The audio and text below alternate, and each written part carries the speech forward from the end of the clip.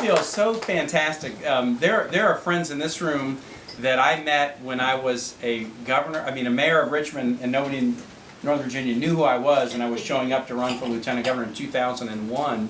And I see friends who are here, who were part of that effort, and that was hard. It's hard to believe it's been that many years, and 10 years since the governor's campaign. But what a nice thing it is to come back, and really come back to friends, but also to my own roots in local government, to be here for Janet's race for the board. And I want to talk about the importance of the race, but just a couple of other little things. I got my chief of staff here, who's a Fairfax County guy. Will you let a Mount Vernon district person be here?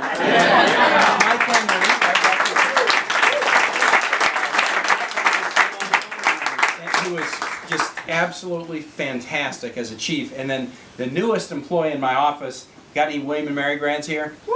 All right, Tyler Johnson from William and Mary just graduated.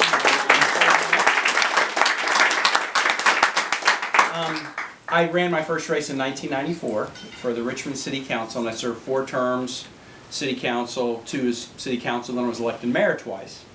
And I had a group, Janet, of governor's fellows in my office today, folks who were working with Governor McAuliffe this summer. They're college students or maybe going to grad school, about 25 of them. And somebody said, you have a rare career because you've been in local government, state government, and federal government. In fact, in the history of the United States, there have only been 20 people who have been a mayor, a governor, and a senator. Now, you know what's next. Wow. No.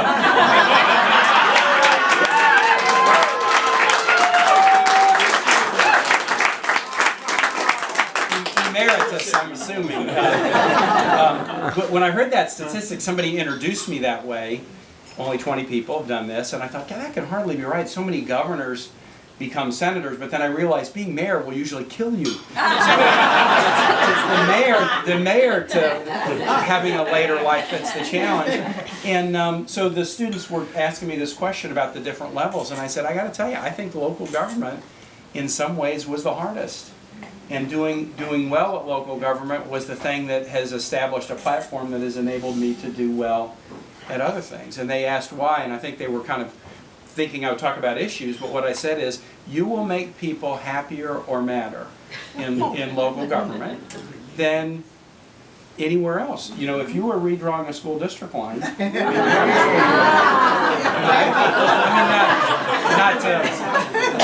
I didn't know there was a tripwire I was watching.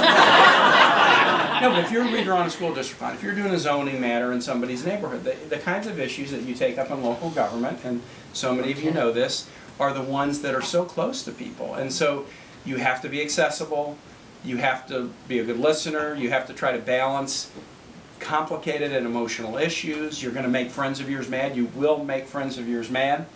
And at the end of the day, if you're in local government, you know, you get measured by your accessibility, and you get measured by your results, not your slogan. So the sort of, you know, the discipline of being in local government makes the job really hard. But the thing that's great about local government, if you think about it, is not only are you doing the right thing for Fairfax, as you served ably on the school board and now will serve ably on the board, you'll do great things for Fairfax. In local government, you also have the ability to more win over voters who kind of believe, we're 330 million people in this country, so the by of and for the people thing, that's probably passé, nobody cares what I think. People now are cynical about politics and politicians and government in general. There's widespread cynicism, and cynicism often begins with the sense, nobody will listen to me. I don't have access to somebody. You have the ability every day when you serve in local office to take somebody who is cynical, who may start into it with, well, they're probably not going to pay attention to me anyway. But by being a good listener and trying to solve their problem, and even being a good listener and saying, I don't agree with you, but let me tell you why, and they hear you and they think, well, you know, but you got a good reason. You have the ability to create believers in the system we have. That's what's so great about local government. You do your job right, you're helping your community, but you're also creating believers in the system we have. Fairfax has had a great tradition of local government. I mean, you know, Kate Hanley was my cabinet secretary, Jerry Conley is a colleague, and we work well together, you know, across the hall in Congress. So you've got a great tradition, obviously. Number of people who've gone to, you know, whether it's state school board or the General Assembly, you know, started here in Fairfax, but it's not a tradition you can take for granted.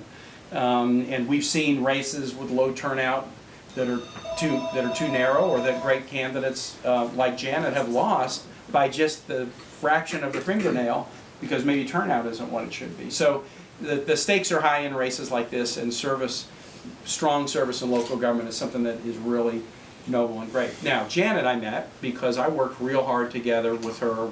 She was a school board member of great reputation. I didn't know her personally, but she ran that really fantastic Senate race in 2007 when I was governor, and I was trying to work really hard to make sure that we won the state Senate back. I think we were at like 23-17 down going in, and we came out of it 22-18 up.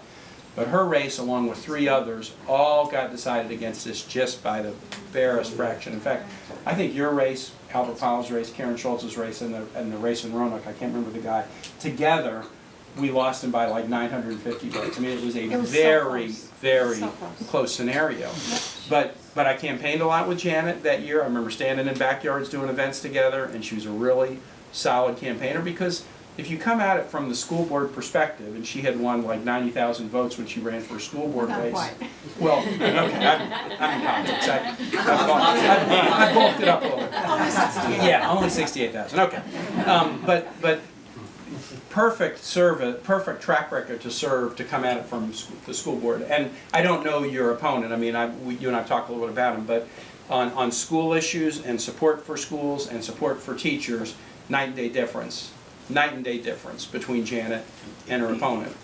I know that matters deeply here, and that there's no more important issue here in Fairfax. That's one of the things that's good about folks in Fairfax, is they put that as a top priority.